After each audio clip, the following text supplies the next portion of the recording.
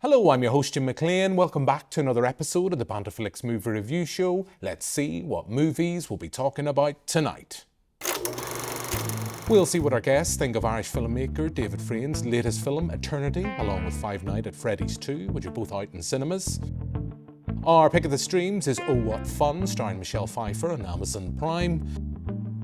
And we'll continue to open our cinematic Festive Selection Box. This week it's Bob Clark's A Christmas Story. So that's what we've lined up for you this week. Joining me in the studio, it's just one guest this evening, but that doesn't dampen the spirits at this festive season. It's the lovely Margaret McGoldrick. Hi. Margaret, this is your first time in the studio. I know you're feeling a bit, you have the sniffles, so hopefully you will power through this week's show. But there's a very important thing we have to do before we start anything this week. It's now well into December. Viewers are going to notice one key thing. The Banterflix Christmas light, the lights aren't on. Our top guest last week was busy. We couldn't get them. Without any further ado, it is over to this year's top guest with the honour of turning on the Christmas lights here in the studio. Hi, Banterflix Movie Review. Al Young here. Thanks for being fans. I love the holidays, and my favorite Christmas movies are Die Hard and Frosty the Snowman. I hope you all in Northern Ireland have a happy Merry Christmas and happy holidays. I heard it's time to turn the lights down. Start the countdown. 5, 4, 3, 2, 1. So that, of course, is the lovely Al Young from the bona fide cinematic classic that is Die Hard. No matter what the BBFC say, Margaret, if you don't know what we're talking about, tune in to last week's episode. I can see that you're in a state of shock and awe at our guest. All I'm going to say, if it was back in the 80s, Margaret, and you saw this guy popping up on screen, you knew bad things were going to happen. You know that the action was going to go. The likes of Big Trouble in Little China, Die Hard, as we've mentioned, a few other great action movies from the 80s. And I think just on that note, before we really get into this week's show, I think let's see a bit of the man at his prime.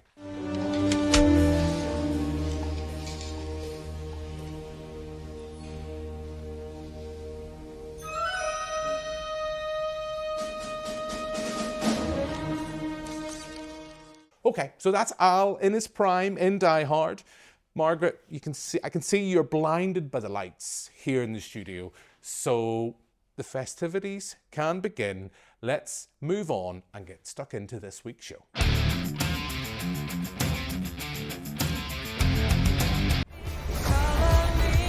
Hi, Cara Zor-El. Your ride is clear. The 23 will be the best year yet.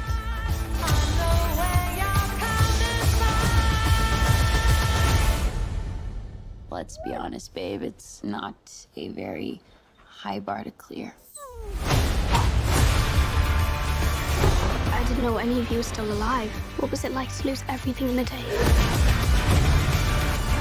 Her Tom didn't die in a day. The gods are not that kind.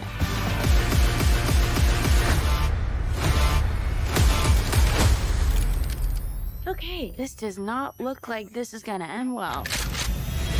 For you guys.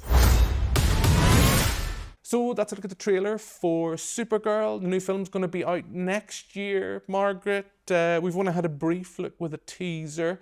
We know that Millie Alcock is taking on the role. We're also going to have the likes of Jason Momoa is going to be popping up there in a new role within this new DC universe as Lobo. You excited for this? Were you a fan of the last outing with Superman with David Cornsweet?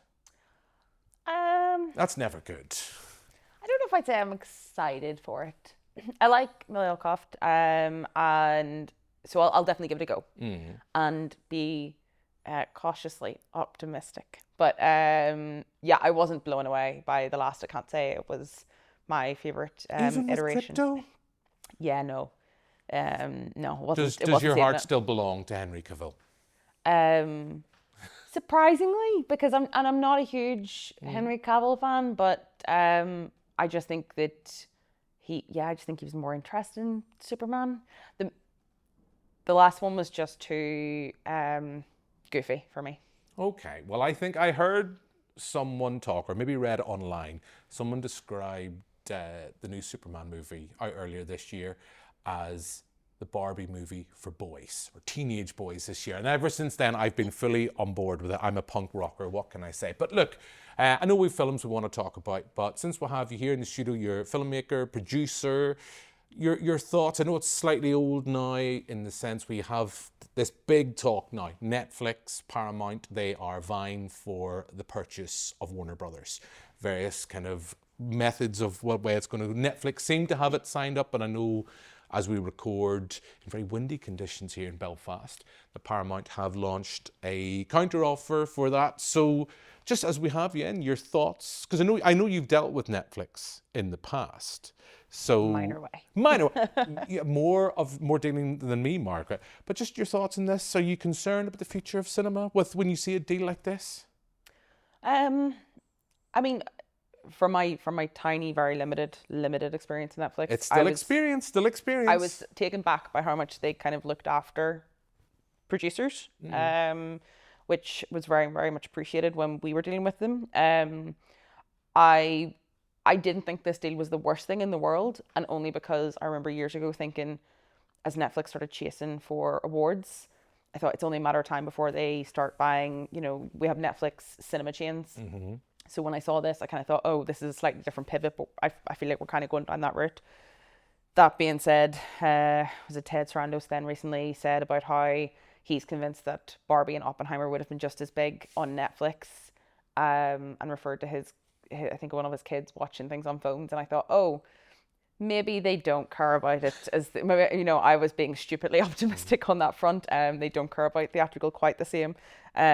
So yeah, I don't know. The whole thing's quite messy. I don't think anyone quite knows what's happening. I'm just gonna keep going to the cinema and encourage everyone else to go to the cinema, even if you have the chance to watch something on Netflix or any other streamers. Go and put your money in the cinema. Exactly. They are the temples to cinema, bricks and mortar. They need their support more than ever. As you say, it's very early stage, but I just thought it would be remiss of us not to talk about it since we are a movie review show. But those are things in the future. Let's move on and talk about a film we have seen.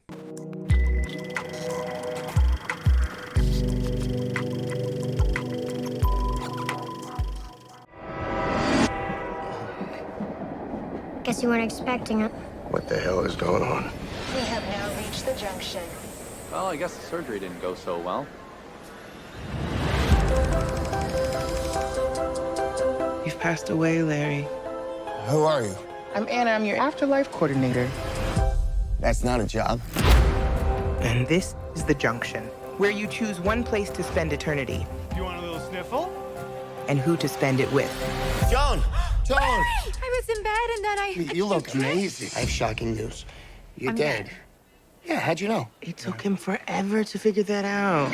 Excuse me. I've been waiting for this golden goose for 67 goddamn years. It's a lot to absorb, so I highly recommend just taking a deep breath in and out. Just breathe out. I never dreamt you this clearly. You're exactly how I dreamt you. Oh, no. Who's this guy? First husband. He died in a war. Joni, you all right? Honey. So that's a look at David Frien's Eternity, out in cinemas now. We've just been talking about championing the cinematic experience. So here's something that's on the big screen. We have a celestial love triangle, Margaret. We have the likes of a lovely Elizabeth Olsen and Miles Teller in there. What do you think of this? I liked the film. It went a slightly different route, I think, from what I was expecting. It kind of, it explored all different options a wee bit more. I kind of felt like it was going to, naturally build to one particular love story, and it detoured slightly. I loved all the supporting characters. I thought it was so well cast. I thought they were really funny. No one was wasted. And I have to say, one of the things that I noticed and I really appreciated was you sort of get flashbacks. Yeah. But they didn't do it in conventional flashback style. And I kind of think that today, I feel like somebody behind the scenes at some point suggested doing it, you know, in some sort of volume type studio. And I kind of love that they went a very stripped back but imaginative alternate route that felt very deliberate and directed. So, you know, I really liked the creative choices that were made. I love this film, I have to say, completely. I mean, it's not going to be in my top 10 or top 5 of the year. It took me by surprise in that sense. I will always back a film that wears its heart on its sleeve. And this film has a lot of heart. It's all in there. I mean, as much as it is a love story, it's also, as you kind of alluded, it's got solid performances throughout. And just a reminder for me of Elizabeth Olsen that she's kind of been wasted a little bit in those kind of supporting roles in the MCU. You just kind of want to go back and see her being able to take front stage. Whether she's done with being the Scarlet Witch or not in the MCU, who knows, who really cares? But loved her. Great to see Miles Teller again. I think we've both been largely positive about that. Now, we should have had another guest in the studio, the lovely James Oliver, who's regularly on the show. Unfortunately, James couldn't be in, and we had asked him to go and see Five Nights at Freddy's 2. And whilst James can't get into the studio, that's not going to stop him talking about the film. So this is what it's like? Being normal? I think we've come pretty far, considering what we've been through. How's Abby? Some days she's good. Some days she misses her friends. This story that you're gonna fix those animatronics, it's only giving her false hope. Can any of you hear me?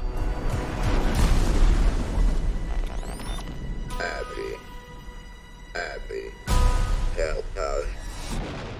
Come find us. I will show you the way.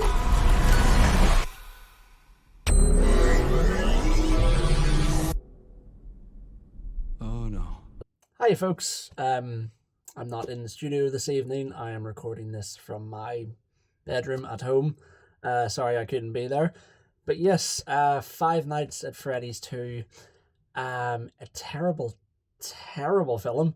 I sort of thought to myself after seeing the first one that, okay, the trailer looked promising, looked to make it a bit more open world, when really it's not that at all. It's just the same old bland storytelling, and some of the CGI is just unforgivable, especially in this day and age with what they can achieve with special effects. Yeah, it didn't look great.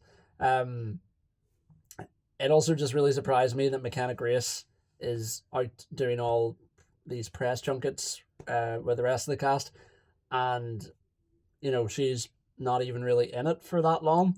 Yeah, that was quite disappointing, because I like her work and I'm excited to see what she goes on to do. But yeah, I don't know, the fan base are loving it, and I suppose at the end of the day that's what matters most. Is if the fan base loves it, then it will continue to generate money and thus continue to generate more sequels, which is what I think we're getting, as there is a teaser at the end of this one. I've seen reaction videos online, certain characters popping up and cinema screens losing their minds, much like Minecraft earlier this year with the chicken jockey meme. But yeah, I don't agree with, you know, like, if you're a fan of the film and the franchise and the lore of the games, fair enough. I don't agree with you overreacting in a cinema screen, especially. You're not watching a stage play. But yeah, just I don't know. Like I said, the story I was wanting more from. You know, again, the premise of it being more open world was quite intriguing, and instead we're stuck with just the same old, and that, you know, they're out in the open world, but like, they don't really go open world. They just go to like the house and the school, and there are only 4 deaths in the film, 3 of which happen off screen. Which is, I mean, for a 15, you could definitely get away with much more. Other films have gotten away with much more, and this was only actually rated a 12A in America, PG-13 over there. So, which I didn't quite understand then why the BBFC gave it such a higher rating over here. There's one curse word in it as well. But yeah, overall, just terribly disappointed by it, much like the first one. But just like the Fast and Furious franchise, unfortunately, I think we are going to continue to see more of them. So, yeah, that's my 2 cents on it. Okay, bye. So that's James talking about Five Nights at Freddy's 2. Margaret, I don't know if you've seen this yet. I don't know if you're excited about seeing this. The first film was one of those successes because it was released both on streaming and in cinemas at the same time. Still managed to find a huge audience. This time, it's still finding an audience, maybe less to the same success as its predecessor. I wasn't a fan of this, wasn't a fan of its predecessor. It's fine, it is what it is. It's a 12A horror film. I know exactly what I'm going to get. But are you, anyway, enticed to go see Five Nights at Freddy's 2? I haven't seen the first one. So I definitely need to see it before I see 2. Okay, well look, there's no point. We're talking about a film you haven't seen. Let's move on, and instead of going to the big screen, let's talk about something we've all watched at home. Why does St. Nick get all the credit? Moms do all the work. Mom? Mom? My girlfriend is a vegan. We're eating sirloin. The annual Holiday Mom Contest is upon us. The kids haven't mentioned the Sassy contest, have they? Your kids have to submit you. Did you tell them to submit you? I definitely did. Okay, kids, did anyone find the elf on the shelf? We're going to be late for the dance show. You don't want to get left behind. Ready, ready, ready, ready. Let's go, guys. The first car already left. Hello? Where is Mom? 35 years of marriage, and I've never lost your mother, not once. Mom's closed up shop. Peace out, y'all. So let me see if I got this straight. A grown woman got in her car with luggage and drove away from you. Hey! No! Stop! Yep, that's what happened. What's your deal, lady? You're on some crazy cross-country journey for Christmas. It's the Holiday Mom Contest! Oh my God, that's Mom. I told her not to go off those hormones.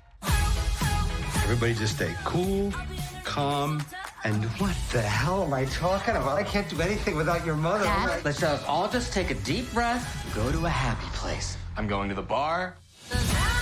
You want to fight? Sugar ketchup. So that's a look at Oh, What Fun. That's kind of how the title suggests this film should be called. So, Oh What Fun, Michelle Pfeiffer. Here's something on Amazon Prime. Of late, Margaret, I'm going to let you into a bit of a secret.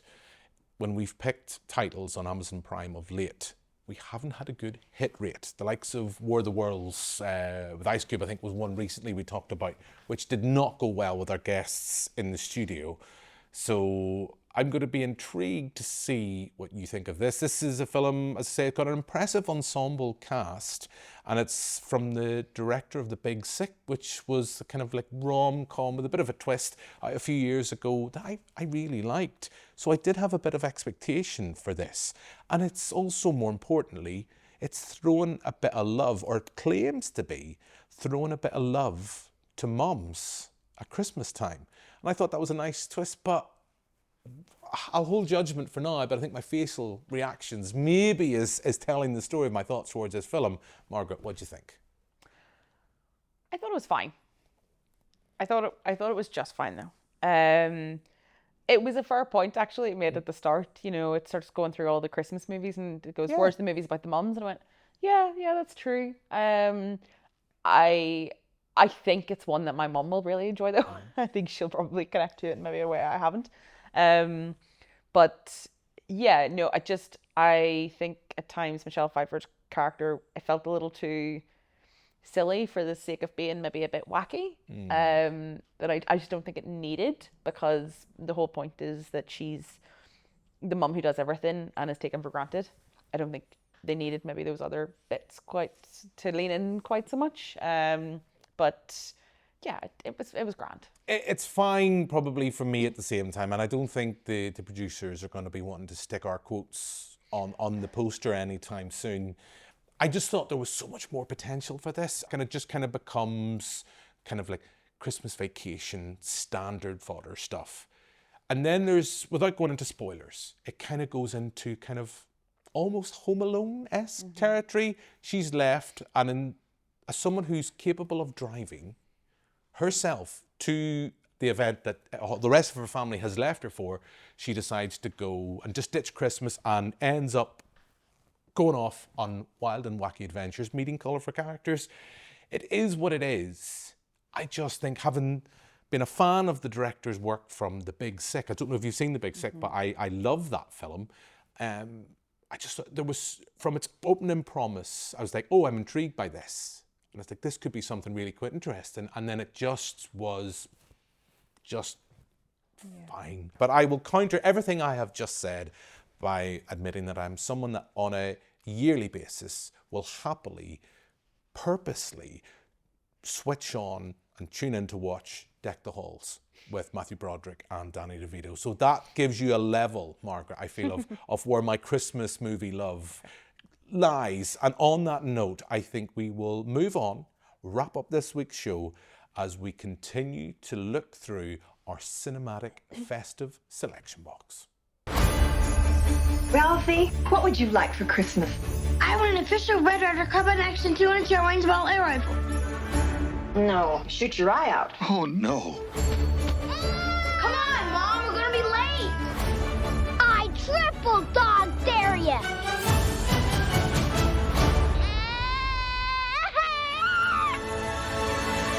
What I want for Christmas. Aha! A little bribe never hurts. A lamp! Oh, wow! When all is most right with the world, Oh, you should see what it looks like from out here. the most unthinkable disasters descend upon us.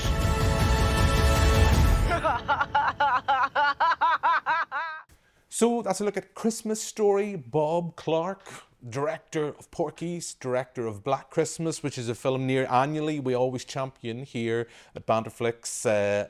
You and I can both feel the lovely Jim McMorrow talking about his love. I'm sure over the years we've all had that chat with Jim about his love for Black Christmas. But here we have something very different, very sentimental. That slice of Americana from an author looking back on his youth and how he just wanted, Margaret, he just wanted that Red Ryder air rifle at Christmas. And we'll not go into spoiler to see whether or not he gets the gift at the end of the movie. So this is 1983. You hadn't seen this. No. Now, more importantly, Margaret, did you have the toy from when you were younger that was like, you had that list to Santa? This is the important thing. We'll talk about the movie in just a second. I vividly remember I wanted the Tracy Island set. I never got it, ended up having to make it through Blue Peter when they had that big thing. So in a kind of way it worked out. You know, I didn't get it. I was able to make one that was just as good. Did you have a toy like Ralphie in A Christmas Story that was just, Santa, I've been good this year? I don't know if I had like a particular thing that I was like really kind of into arts and crafts. Okay. So I didn't, which is easier. Give me some coloring pencils and some paints and I was good to go. Didn't have to build quite the same way as you had to with Blue Peter. I'm just commercial. What can I say? Blue Peter just got in the way. They solved the problem, but I'm still bitter. I'm still bitter deep down. Santa, I will forgive you, but I'll have to. But anyway, that is a tangent, Margaret. What did you think of A Christmas Story? You hadn't seen it before. We asked you to watch it. Was it something you're glad now you have finally got round to seeing?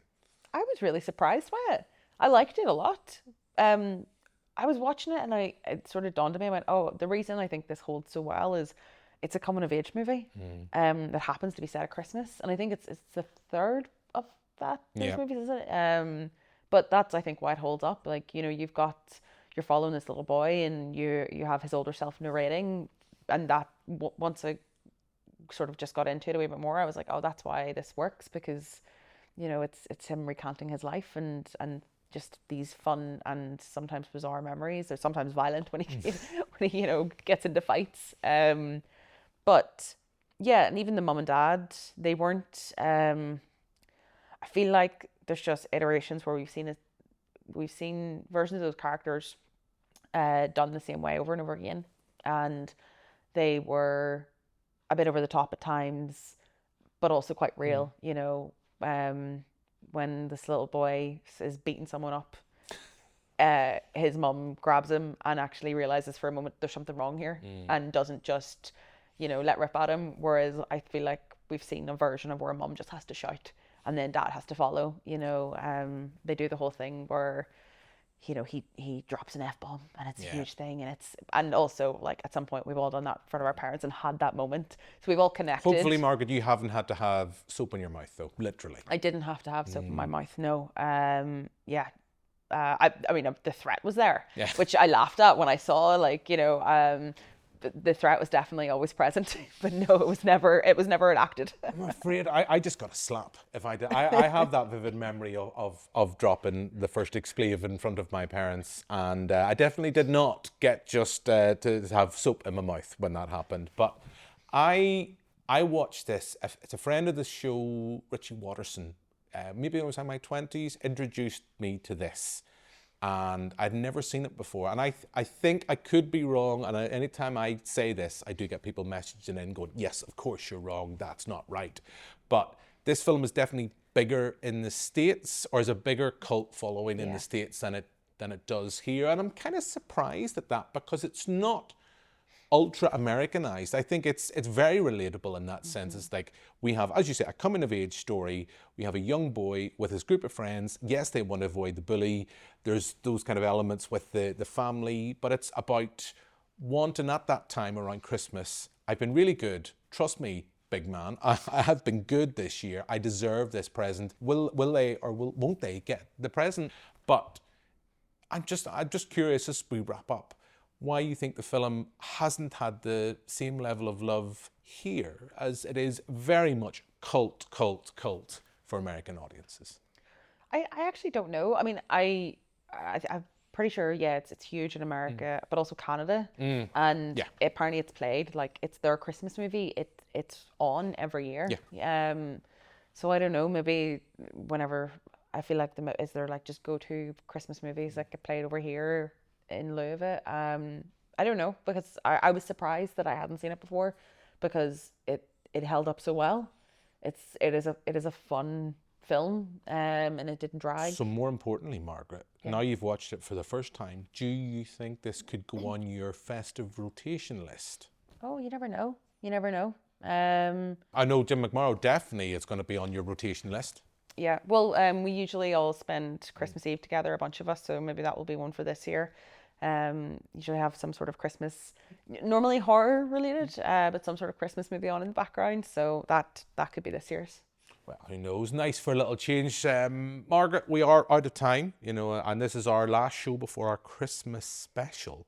Something big we have planned for next week. I'm happy to reveal that we will be reviewing not one, not two, but three Lacey Chabert Christmas movies, because of course she is the queen of Christmas. So you'll be disappointed. I know you missed out on that show, but at least you got to see A Christmas Story. So that, as I say, brings us to an end of this week's recording. So Margaret, thank you very much for your time. Thank you. Thanks very much for watching at home. We'll be back next week, as I say, with our Bonafide Christmas special. But for now, until then, goodbye.